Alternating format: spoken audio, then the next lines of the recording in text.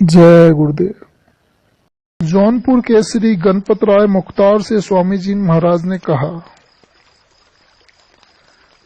स्वामी जी महाराज सन 1953 में जब जौनपुर ज्यादा रहते थे तो एक दिन मुख्तार साहब गणपतराय जी से कहा कि बाबूजी, गांव पर आपके पास जमीन ज्यादा है, उसे बेच डालिए, नहीं तो ये सब हाथ से निकल जाएगी, कानून बदल जाएंगे और आप कुछ भी नहीं कर पाओगे। मुख्तार साहब ने हंसते हुए कहा, महाराज, कोई भी कानून बदल दे पर बिना जमींदारों के वे कुछ नहीं कर सकते। स्वामी जी महाराज ने फिर समझाया, बाद में चुप हो गए। जब जमींदारी उन्मूलन कानून बन गया, जमीनें जो जोतते थे उन्हीं की हो गई। तब मुख्तार साहब को एहसास हुआ कि स्वामी जी महाराज ने ठीक कहा था। उस समय जमीन बेच दिए होते तो कितना लाख रुपया पास आ गया होता, पर अब पछताने से क्या होता है। स्वामी जी महाराज के बड़े भाई को कार बंकल फोड़ा हुआ था। सन 1954 की बात है। स्वामी जी महाराज उन दिनों हमारे यहाँ जोगियापुर जौनपुर में ही रहते थे। स्वामी जी महाराज ने एक दिन कहा, शंभू, मेरे बड़े भाई जो मुझसे 20 वर्ष बड़े हैं, उन्हें पीठ में कार्बंकल फोड़ा हो गया है। यह ऐसा फोड़ा था कि उस समय इसका कोई इलाज नहीं था। जिसको हो जाता था वह फिर बचता नहीं था। वे लखनऊ मेडिकल कॉलेज में भर्ती हैं, उनके बचने की आशा नहीं है। मैं चाहता हूं उन्हें देख आऊं। मैंने कहा, जैसी मौज हो। स्वामी जी महाराज लखनऊ बड़े भाई को देखने गए। मेडिकल कॉलेज में पहुंचे तो बड़े भाई देखकर पहचाने और रोने लगे। कुछ बातें करने के बाद उन्होंने स्वामी जी महाराज से कहा, जो हो गया सो हो गया, मैं तो बचूंगा नहीं। अब तुम घर पर जाओ और परिवार को संभालो। उनका लड़का भी स्वामी जी महाराज से उम्र में थोड़ा ही कम रहा होगा। स्वामी जी महाराज ने लौटने पर बताया, मैंने बड़े भाई से कहा, एक शर्त है, अगर आप मान लें तो मैं घर पर चलकर परिवार को देखूंगा, नहीं तो नहीं। बड़े भाई ने पूछा, क्या शर्त है? तो स्वामी जी महाराज ने कहा, मेरा आधा हिस्सा दे दीजिए। बड़े भाई ने कहा, यह तो नहीं हो सकता। तब स्वामी जी महाराज ने कहा, तो मैं जहां हूं वहीं ठीक हूं। स्वामी जी महाराज ने बातें बताते हुए कहा, शंभू, देखो, आदमी मृत्यु शैया पर है, यह जान रहा है कि अब बचूंगा नहीं, तब भी ममता जकड़े रहती है। स्वामी जी महाराज 2 भाई 3 बहनें थीं। बड़े भाई के बाद 3 बहनें थीं। तब सबसे छोटे स्वामी जी महाराज थे, इसलिए बड़े भाई से 20 साल छोटे थे। स्वामी जी महाराज बताया करते थे कि जब मेरी बहन किसी साधु को देखती तो कहती रोती हुई कि ऐसे ही मेरा भाई भी कहीं होगा। प्राण नहीं निकलते थे। यह घटना सन 1953 में लखनऊ की है। जसोदा बहन अपने चाचा के यहाँ हुसैनगंज में उन दिनों रह रही थी। स्वामी जी महाराज उनके यहाँ लखनऊ आए। शाम को बहन ने स्वामी जी महाराज से बताया कि महाराज, पड़ोस में एक आदमी मृत्यु शैया पर पड़ा है, पर 4 दिन हो गए उसके प्राण नहीं निकल रहे हैं। परिवार के लोग उसकी मृत्यु की प्रतीक्षा 4 दिन से कर रहे हैं, पर वह वैसे ही 4 दिन से पड़ा है। स्वामी जी महाराज ने कहा, उनसे बता दें कि खाट से कुछ दूरी पर उसकी एक टूटी संदूक पड़ी है, उसमें एक थैली में कुछ रुपए पड़े हैं, उसी में उसके प्राण अटके हैं। उसी थैली को संदूक से निकालकर उसकी छाती पर रख दें, उसके प्राण फौरन निकल जाएंगे। बहन ने उसके परिवार वालों से यह बात बताया। बताने पर लोगों ने देखा कि टूटी संदूक में एक थैली पड़ी है, उसमें 8-10 रुपए के सिक्के थे। उसे ज्यों ही उसकी छाती पर रखा तो फौरन उसके प्राण निकल गए।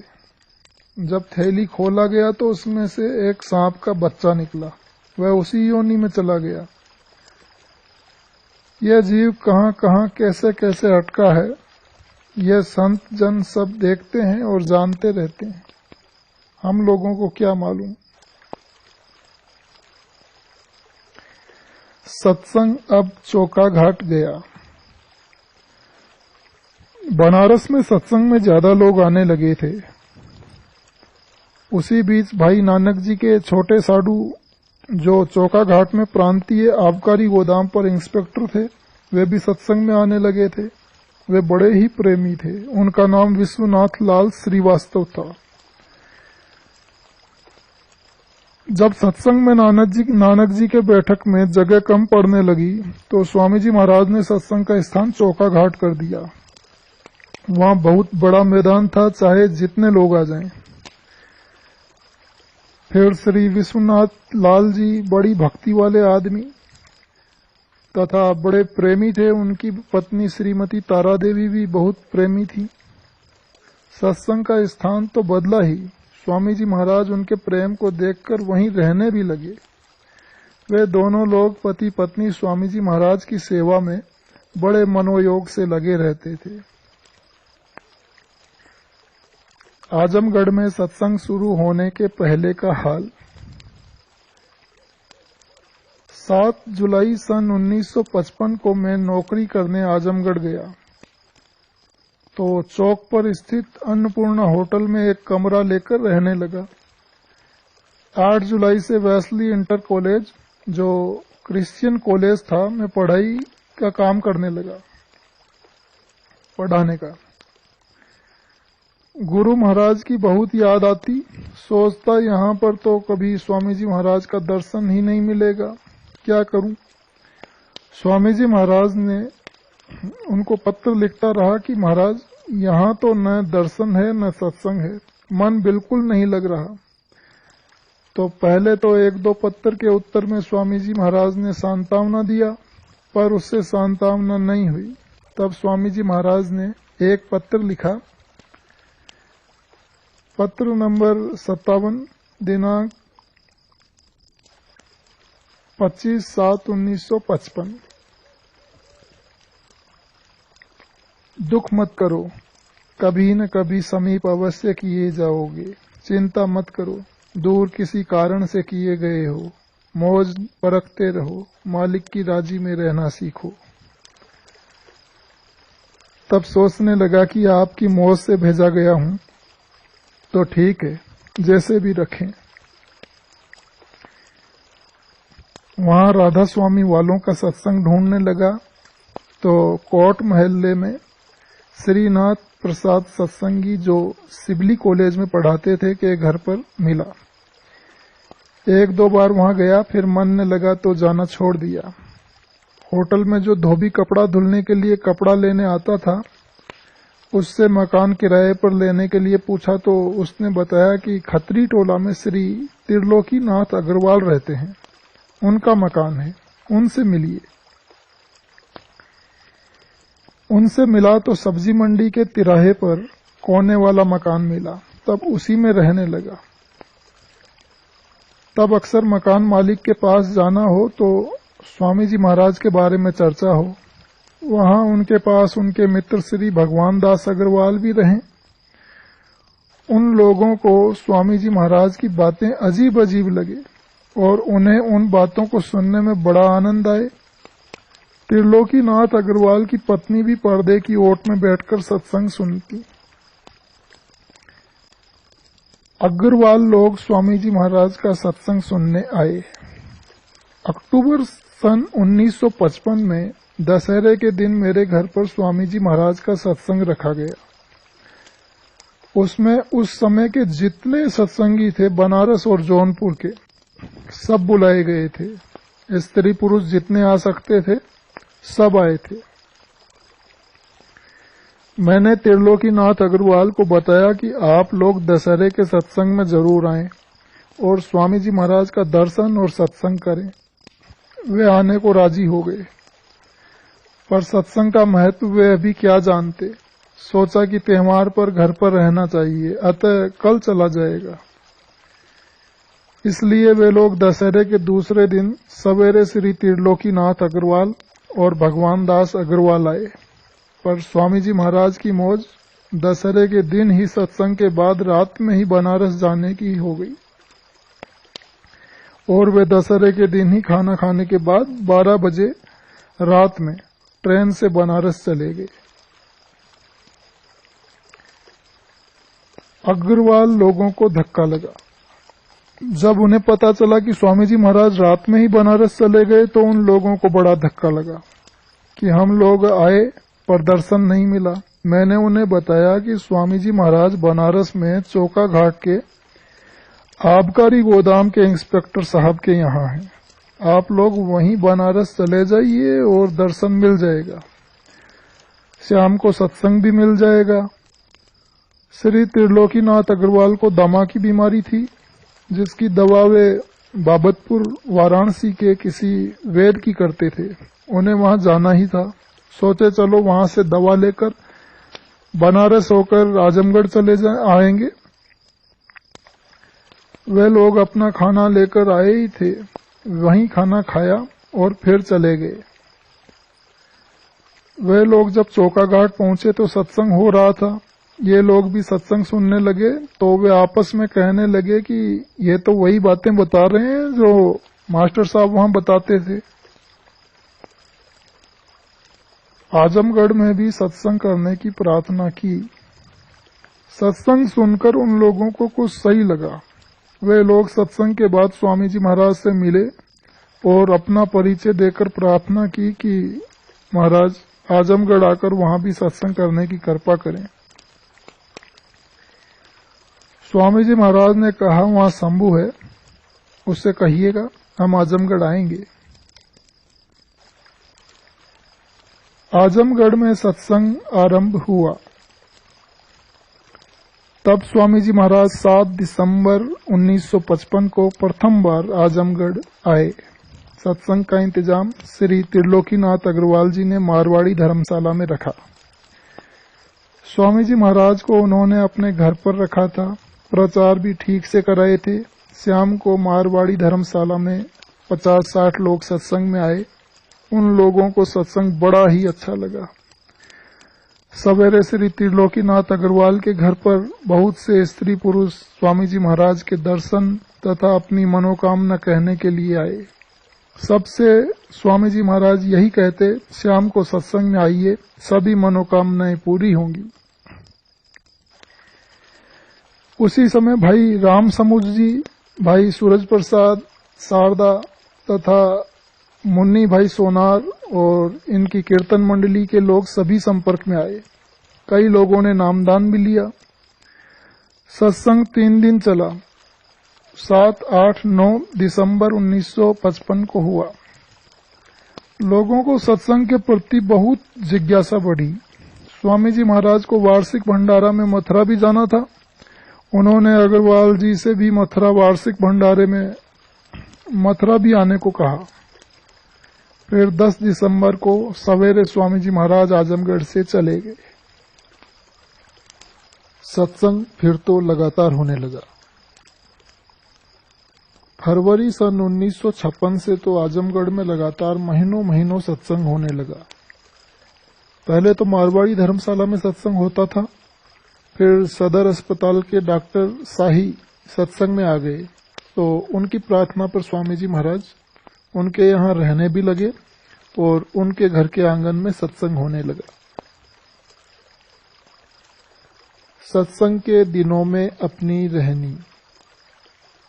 मैं आजमगढ़ में अकेले ही रहता था तथा स्कूल के अलावा ट्यूशन भी करता था, अतः खाना बनाने का समय नहीं मिलता था।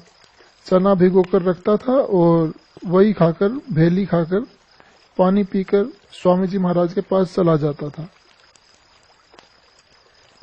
स्कूल से फिर उन्हीं के पास पहुंचता था। वहीं से सत्संग में स्वामी जी महाराज के साथ रहता। उन दिनों सत्संग के बाद कुछ चुने हुए लोग रात्रि 10 बजे के बाद रह जाते। उन्हें स्वामी जी महाराज खास सत्संग सुनाते। जब रात्रि 12, 12:30 बजता तो कहते, देखो कितना बज गया, देर हो गई, घर जाओ। फिर सवेरे 5 बजे बुलाते और सामूहिक साधना कराते। फरवरी 1956 में अग्रवाल जी मुझे अपने घर के पास वाले मकान में रहने को कहने लगे और राम समुझ भाई पांडे बाजार में अपने मकान में एक कमरा देने लगे कि यहाँ रहिए। मैंने कहा स्वामी जी महाराज जहाँ कहेंगे वहीं रहूंगा। मार्च में स्वामी जी महाराज से पूछा तो उन्होंने आज्ञा दिया कि पांडे बाजार में रहो। अतः 15 मार्च सन 1956 से मैं पांडे बाजार में रहने लगा। भोर में लोग फिर आ जाते। लोग रात्रि में 12 बजे के बाद घर जाते। उनमें भाई रामनाथ मौर्य सहदा के भी थे जो 7 किलोमीटर दूर घर जाते और कब खाते पीते सोते नहाते और सवेरे 5 बजे भोर में फिर आ जाते। इतनी लोगों में लगन थी कि सब काम समय से हो जाता था। मैं स्वामी जी से आज्ञा लेकर 7 बजे ट्यूशन करने जाता। वहां से 9 बजे लौटता तो भीगा चना भेली खाकर पानी पीकर फिर स्वामी जी महाराज के पास चला आता। वहीं से स्कूल चला जाता। स्कूल से शाम को फिर स्वामी जी महाराज के पास। यही दिनचर्या महीनों महीनों बराबर रहती और स्वामी जी महाराज महीनों महीनों रहकर सत्संग करते। स्वामी जी महाराज ने मेरे खाने के लिए कहा। भाई त्रिलोकीनाथ अग्रवाल और उनकी पत्नी मेरे साथ ज्यादा स्नेह करने लगे कि ये स्वामी जी के बारे में बताते हैं।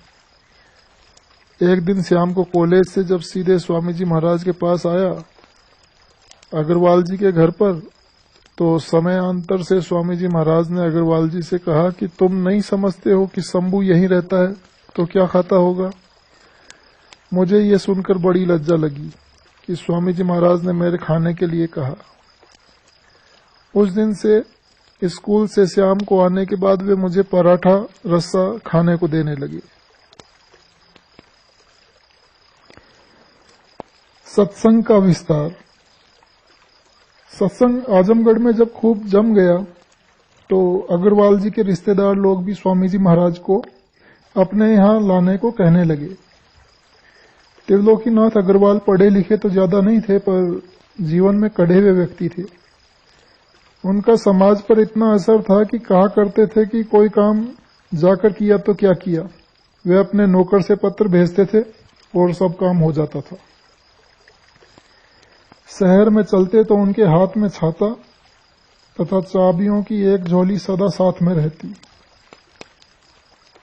सत्संग गोरखपुर से बिहार तक बढ़ा।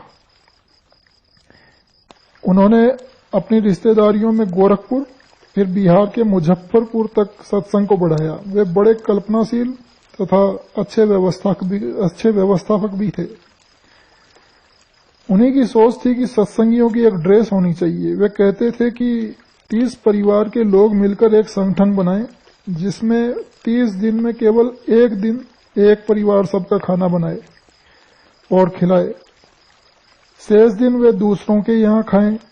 इस प्रकार प्रतिदिन सत्संग सबको अच्छी तरह मिलता रहेगा।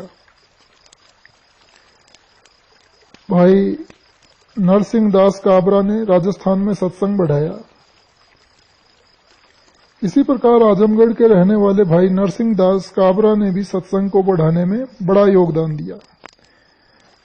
उन्होंने स्वामी जी महाराज के सत्संग को राजस्थान में बढ़ाया। उनके पूर्वज राजस्थान के रहने वाले थे। राजस्थान से आकर आजमगढ़ में बस गए थे। अतः उन्होंने अपने देश वालों को भी सच्चे महापुरुष की शरण में लगाया। फिर तो सत्संग बढ़ता ही गया। मेरी बहन विमला की शादी के पहले बहन विमला ने जब नामदान लिया अच्छी साधना करती रही। स्वामी जी महाराज कहते थे कि इसकी साधना इसी जन्म में पूरी होनी है। अतः अक्सर जब माताजी उसकी शादी की बात करती तो स्वामी जी महाराज मना करते कि माताजी इसकी शादी मत कीजिए, इसे साधना करने दीजिए। अगर आप जिद करके इसकी शादी करेंगी तो यह विधवा हो जाएगी। माताजी कहती कि महाराज विधवा तो बर्दाश्त है पर कुंवारी नहीं। फिर स्वामी जी महाराज स्वयं उसकी शादी के लिए प्रयत्नशील हुए। वे मुझसे कहते कि शंभू इसकी शादी ऐसे वैसे नहीं करनी है, तुम देखना, सतर्क रहना। मैं जहां ठीक समझूंगा वहां शादी होगी।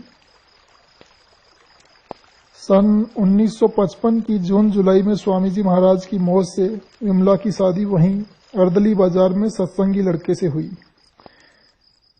फिर सन 1960 में विमला विधवा हो गई। श्री विश्वनाथ लाल अनन्य प्रेमी गुरु भाई। बनारस के चौका घाट में जो आबकारी इंस्पेक्टर श्री विश्वनाथ लाल श्रीवास्तव रहते थे, वे स्वामी जी महाराज के अनन्य प्रेमी भक्त, बड़े आज्ञाकारी और आदर्श सत्संगी थे। उनकी रहनी गहनी आदर्श थी। महीने में जो तनख्वाह पाते वे स्वामी जी महाराज को समर्पित कर देते थे। उसमें से जितना रुपया स्वामी जी महाराज उन्हें दे दें, उतने से ही महीने भर का खर्च चलाते थे। एक महीने में ऐसा हुआ कि अंतिम तारीखों तक स्वामी जी महाराज का दिया हुआ सब रुपया खत्म हो गया। संयोग से घर में नमक खत्म हो गया। उनकी पत्नी बहन तारा देवी, जो पुराने आश्रम पर रहती थी, उन्होंने कहा कि नमक खत्म हो गया है, मंगा दीजिए। इंस्पेक्टर साहब ने कहा कि स्वामी जी का दिया रुपया खत्म हो गया है, अब बिना नमक के ही खाना होगा। तारा बहन ने बहुत कहा, पर वे नहीं माने। शेष दिन बिना नमक के ही खाना खाया गया। एक बार स्वामी जी महाराज उनके निवास पर थे।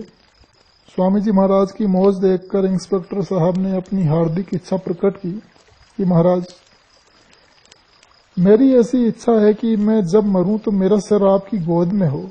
स्वामी जी महाराज ने सुन लिया। बात आई गई, खत्म हो गई। इस बात को पूरा करने के लिए स्वामी जी महाराज ने क्या किया, वे गोरखपुर में सत्संग कर रहे थे। एकाएक सब प्रोग्राम कैंसिल करके रात ही में ट्रेन से चलकर भोर में बनारस आ गए। पूछा, इंस्पेक्टर साहब तबीयत कैसी है? उन्होंने कहा, महाराज ठीक है। तो स्वामी जी महाराज कहे कि सबको सूचित कर दो, आज यहीं सत्संग होगा। सभी संगत के लोग आए और स्वामी जी महाराज ने बड़ा ही सुंदर सत्संग किया। उसमें समझाया कि जीव जब शरीर छोड़ता है तो कैसे कैसे क्या क्या होता है। शाम को भाई सुमेर जी स्वामी जी महाराज के लिए पान लगवा कर लाए थे। स्वामी जी महाराज पान नहीं खाए, तो उन्होंने वह पान इंस्पेक्टर साहब को खिला दिया। खाने के साथ ही उनकी तबीयत खराब हुई, पूरा सीना जकड़ गया। उन्हें लोगों ने अस्पताल कबीर चौरा में भर्ती कराया। हालत कुछ सुधरी। दूसरे दिन स्वामी जी महाराज अस्पताल में गए, फिर उनकी हालत खराब हुई। तब स्वामी जी ने उनकी अंतिम इच्छा के अनुसार उनका सिर अपनी गोद में रख लिया। वे बोले, महाराज अब मैं तो जा रहा हूं, पत्नी और बच्चों को आप देखिएगा। उसी शब्द को निभाने के लिए स्वामी जी महाराज ने तारा बहन को अपने साथ पुराने आश्रम कृष्णा नगर पर रख लिए। नया आश्रम बन गया, तब भी वे वहीं रहती थी। जय गुरुदेव।